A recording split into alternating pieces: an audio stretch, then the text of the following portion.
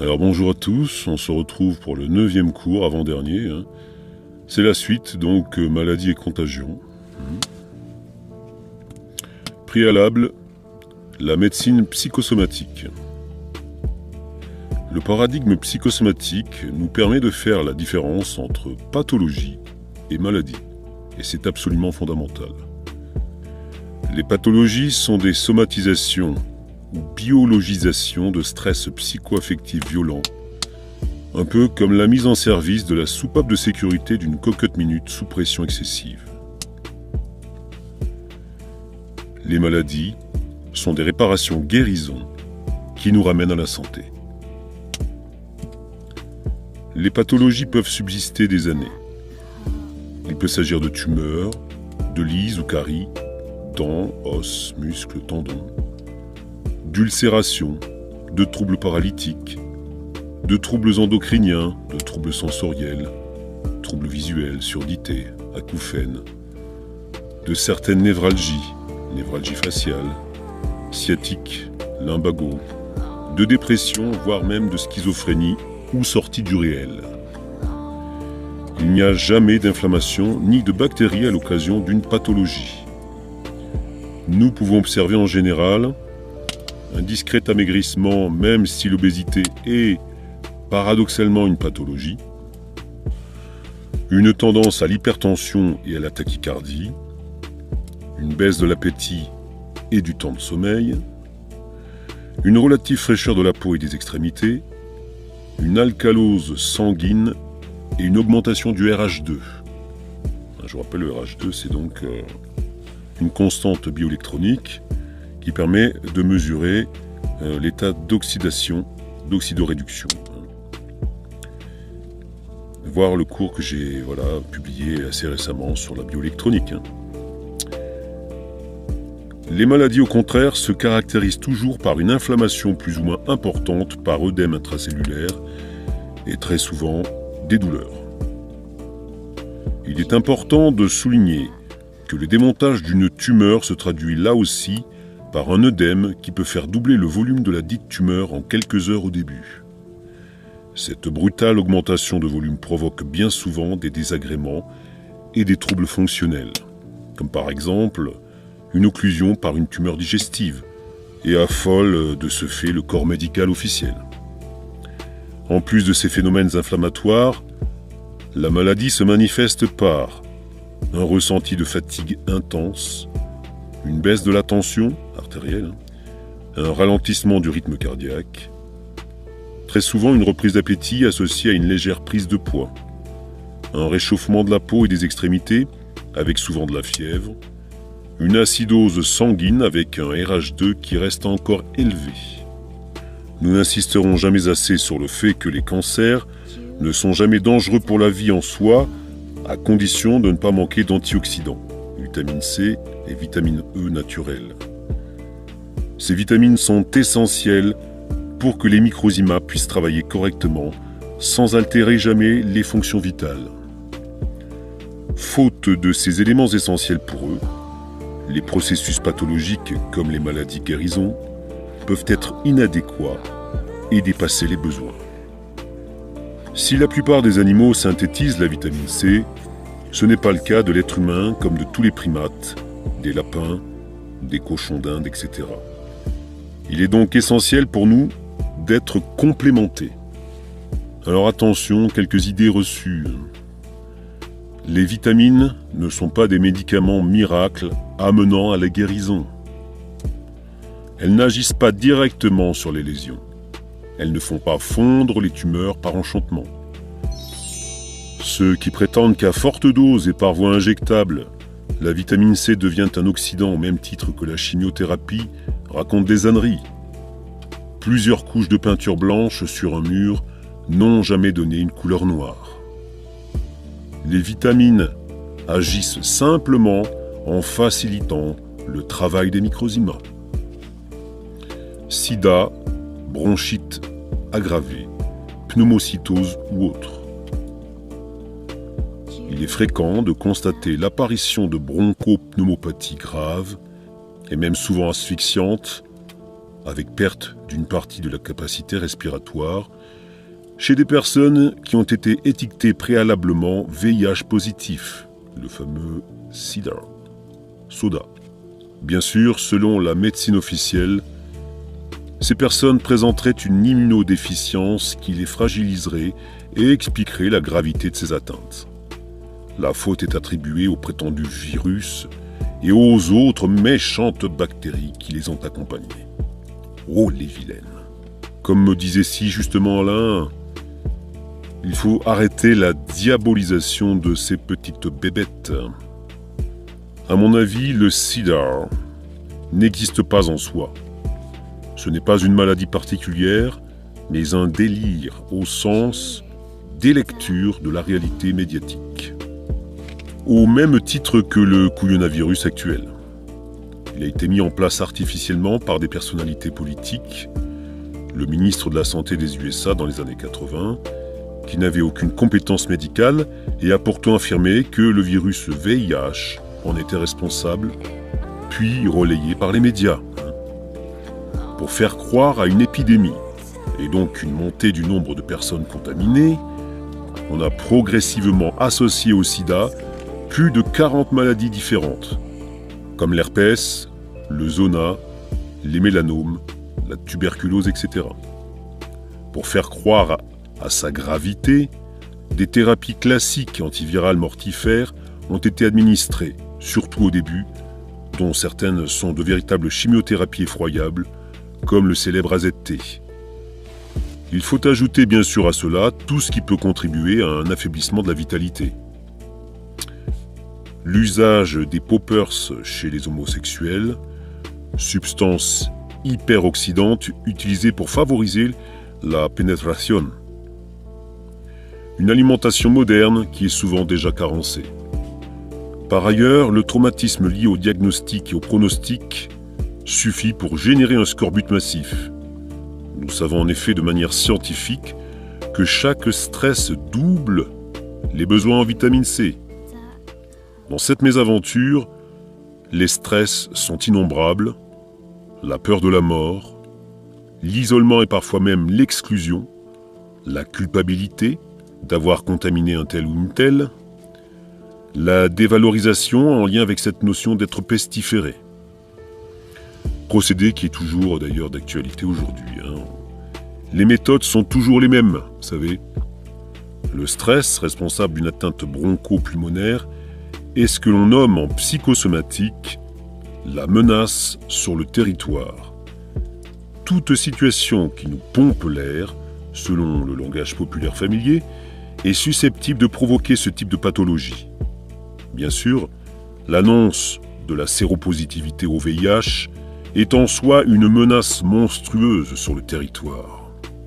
Quelques mots sur la ZT. Aujourd'hui, on a son équivalent, la ZM. Pour ceux qui ne sont pas au courant, l'azithromycine.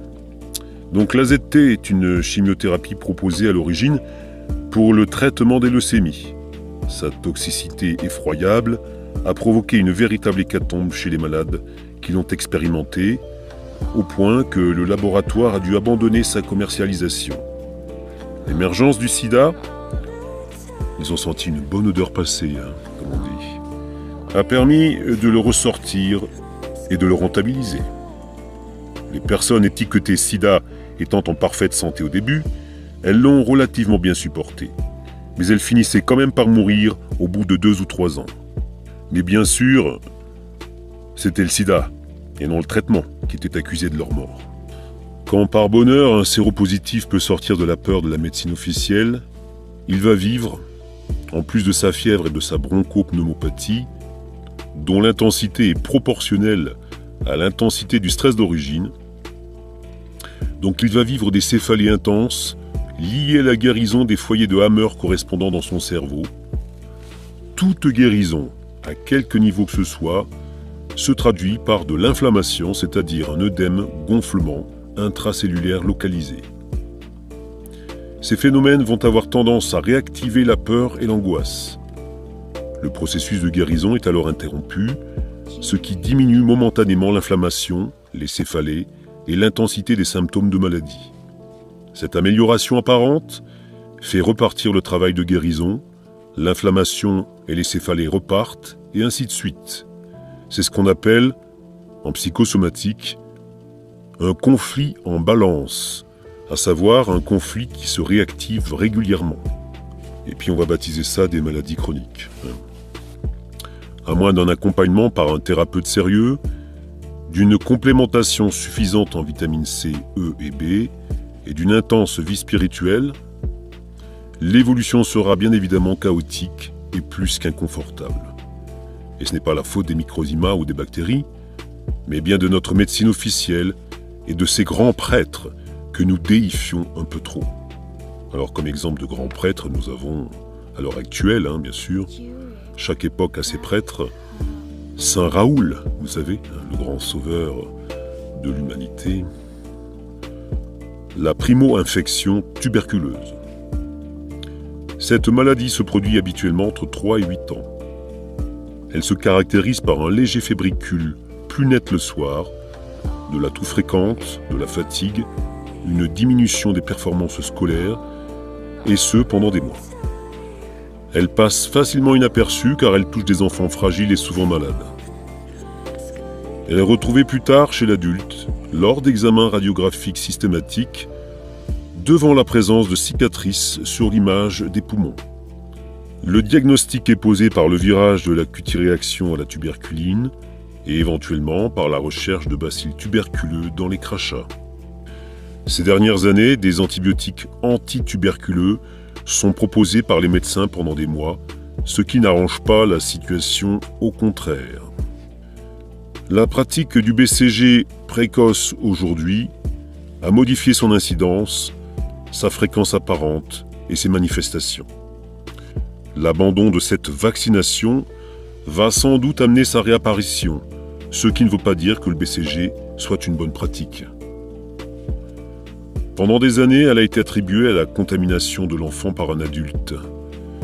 Souvent un grand-père ou une grand-mère chez qui on finissait à force d'acharnement par trouver le fameux bacille tuberculeux de Koch dans ses crachats. Ils adorent jouer avec ça, on le voit encore aujourd'hui. Je vous dis, les méthodes n'ont pas changé. Si nous acceptons l'idée que la contagion au sens d'agression par des germes ou des virus venant de l'extérieur n'est pas une réalité scientifique, alors nous devons comprendre cette maladie autrement. Depuis l'émergence de l'homéopathie grâce essentiellement à Samuel Hahnemann, 1755-1843, les médecins homéopathes du monde entier ont vérifié que 9 enfants sur 10, au moins, sont des enfants tuberculiniques. Cela se traduit par une grande fragilité ORL et pulmonaire, voire aussi digestive. Et ce sont ces enfants qui développent classiquement un jour ou l'autre une primo-infection tuberculeuse. Le docteur Hammer, le plus grand pionnier de la psychosomatique, qu'il nommait médecine nouvelle germanique, on parle aussi de biologie totale, avait compris que bon nombre de tumeurs cancéreuses se démontaient sous l'action de bacilles tuberculeux, et en particulier le cancer du poumon. Selon lui, le cancer du poumon est la réponse de notre corps, sous la direction très attentive de notre pilote automatique, le cerveau, à une intense peur de la mort. Nous pouvons nous demander alors à quel moment l'enfant a-t-il eu peur de la mort. Pour le comprendre, il nous faut faire un bond en arrière. La vie intra-utérine passe par 2 étapes. La première dure 3 mois, c'est la phase embryonnaire, au cours de laquelle l'œuf humain passe par toutes les étapes de la vie sur la planète, petite algue, coquillage, oursin, insectes, poulpe, poisson, serpent, mammifère, avant d'être vraiment un petit homme. On a coutume de dire que l'ontogénèse résume la phylogénèse. Ce n'est, à mon avis, qu'à la fin du 3e mois qu'il est vraiment un petit homme, avec une conscience et un esprit. Et il entame alors 6 mois de vie fétale qui, pour lui, sont comme 100 ans pour nous. Il est dans une relative obscurité, ce qui fait que ses yeux ne sont pas opérationnels, Mais il est capable d'entendre, de sentir, de goûter. Et son cerveau est opérationnel. Il a donc des pensées et des sentiments. Et non pas, il a donc des pensées et des sentiments. Petit à petit, son corps physique se trouve à l'étroit. Attention, il faut bien comprendre que le placenta est une partie de lui, un peu comme une écorce. Et il vit donc une sorte de vieillissement. Et peu à peu, il est confronté au caractère inéluctable de l'accouchement à venir, qu'il va vivre comme une véritable mort. C'est là qu'il développe un cancer du poumon, heureusement minuscule à son échelle et à l'échelle de son ressenti. Il semble que le phénomène se produise 9 fois sur 10. Ce cancer du poumon est une pathologie minime. Heureusement, personne ne pense à aller le chercher, à faire une radio ou des bilans.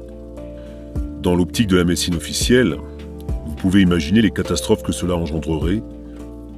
Intervention chirurgicale avec ablation d'une partie du poumon, chimiothérapie, radiothérapie. Peu d'entre eux en réchapperaient. Sitôt venus au monde, les microzymas de notre bébé se trouvent confrontés à une problématique majeure. La nécessité de grandir, de croître. À partir de 50 cm et 3 kg en moyenne à la naissance, il va grandir de 4 à 5 cm et grossir de 500 à 900 grammes par mois, et ça tout au long de ses 9 premiers mois de vie. C'est un travail colossal, prodigieux. Pour ces microzymas, le cancer du poumon n'est pas une urgence, il peut bien attendre. Ce pourquoi la primo-infection qui a pour but de le démonter ne survient que beaucoup plus tard. Le BCG est un vaccin qui inocule un milieu de culture spécifique au bacille tuberculeux bovin, une dyscrasie, avec du bacille tuberculeux. Et donc des microzymas confrontés à la problématique du démontage des tumeurs pulmonaires entre autres. Ces bacilles tuberculeux sont programmés pour ça, pour démonter donc des tumeurs pulmonaires. Les bacilles tuberculeux inoculés, et donc les microzymas qui les constituent, ne vont jamais se développer dans l'organisme de l'enfant, hormis éventuellement au point d'injection tant que le milieu dyscrasique étranger persistera. C'est le même phénomène avec les morsures, souvenez-vous. Mais il est clair que cette information étrangère va être, pour les microzymas spécifiques de l'enfant vacciné, une incitation plus ou moins forte à mettre en route le travail de démontage de la petite tumeur pulmonaire, ce qui va se traduire par la fameuse primo-infection. Ce vaccin est bien évidemment malencontreux s'il est pratiqué au cours des 9 premiers mois de l'enfant. Il va le fragiliser considérablement et le mettre en maladie de Barlow. Par contre, bonne nouvelle, l'adjuvant de l'immunité, entre guillemets, est peu toxique ici. Une simple lessive. Bon ben ça va alors. Et il n'y a pas d'effet toxinique comme dans les autres vaccins. Bien sûr, des bacilles tuberculeux présents dans les poussières de l'air pourront également être une incitation à la mise en route de ce travail de guérison, mais faute du milieu dyscrasique associé, la stimulation sera beaucoup plus légère et souvent insuffisante. Le travail de guérison et la construction des bacilles tuberculeux endogènes se fera au moment où le cerveau de l'enfant l'aura décidé. N'oubliez pas que les microzymas peuvent voyager sur des poussières de l'air. C'est la fin de ce 9e cours, avant-dernier donc. Le prochain cours abordera la notion de virus. Ça sera le 10e et dernier. Pour cette série sur les microzymas. Je me suis gardé le meilleur pour la fin, donc ça sera la cerise sur le gâteau. Vous savez, une cerise avec des petits bonbons dessus, des petits Smarties. Vaut mieux en rire, non? N'hésitez pas à le réécouter. N'hésitez pas à demander à Alain les PDF qui correspondent à chacun de ses cours. Voilà, écoutez, moi je vous souhaite un très bon couvre-feu. Tout va bien. Dans le meilleur des mondes, bien sûr, toujours. Hasta la liberación, hasta la victoria. Y fuerza a todos los pueblos del mundo.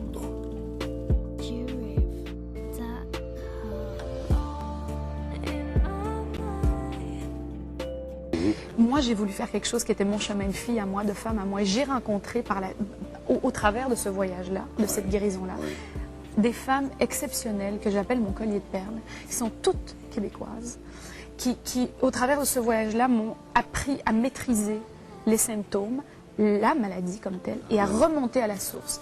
Et la personne qui a été capitale dans ma guérison est une jeune femme qui s'appelle Lynn, qui fait de la biologie totale. Et si je parle aujourd'hui de ça, si je me permets de parler de biologie totale, c'est vraiment pas pour avoir l'air d'une fille qui ramène sa science dans une médecine, quelle qu'elle soit, mais... J'ai osé vous demander de partager avec nous ce qui vous a permis de revenir. Et si je parle de biologie totale, c'est parce que je voudrais juste dire que quand on a un problème qu'on peut guérir de façon effectivement chimique, allopathique, il y a une source, il y a une parallèle à ce problème qu'on peut guérir parce que c'est notre corps qui a parlé de ce que notre tête ne voulait pas avouer, de ce que notre intellect voulait maîtriser, et que la biologie totale arrête de rendre ça tabou, la maladie, et nous permet d'être face à elle et de remonter grâce à elle. La maladie, c'est le mal qu'on dit, et c'est celle qui guérit, vers la source. Et là, effectivement, c'est un voyage choc, parce qu'il est pas long, il dure que quelques mois en biologie totale, et c'est des conversations très, très franches avec la thérapeute qui vous aide à aller au-delà, qui vous fait comprendre le pourquoi du comment vous avez développé cette chose. Et d'abord, le nom de... Biologie totale. Biologie totale. Voilà. Quand vous savez que vous êtes atteinte de cette maladie et que vous devez remonter la pente, vraiment sortir les muscles et dire « il faut que je remonte », il y a des choix aussi qui s'offrent. Vous pouvez tout simplement vous installer dans votre fauteuil et attendre que la vie fasse ce qu'elle a à faire. Ou encore regarder par terre et voir que vous êtes au fond du baril. C'est ça. Alors, ça, je l'ai vu, moi. Il vous reste à vous battre. Oui, mais moi, j'ai été très d'accord avec le fait que j'étais là en bas. Je n'ai pas lutté en disant c'est pas juste, c'est pas normal. Non, j'ai fait OK, on est là. Qu'est-ce qu'on fait pour remonter? Et ces rencontres, c'est parce que j'ai pas lutté contre l'État. Et j'ai accepté l'État et je l'ai compris que j'ai pu me sortir de cet État. Est-ce que vous vous êtes posé la question pourquoi moi? Non. Et qu'est-ce que j'ai fait pour mériter ça? Non, je ne suis jamais postée en victime dans ma vie. Jamais. Ça, c'est très bien. C'est très bien. Parce que souvent, quand il nous arrive des choses imprévues dans notre vie, la première question qu'on est porté à se poser, c'est pourquoi moi? Oui.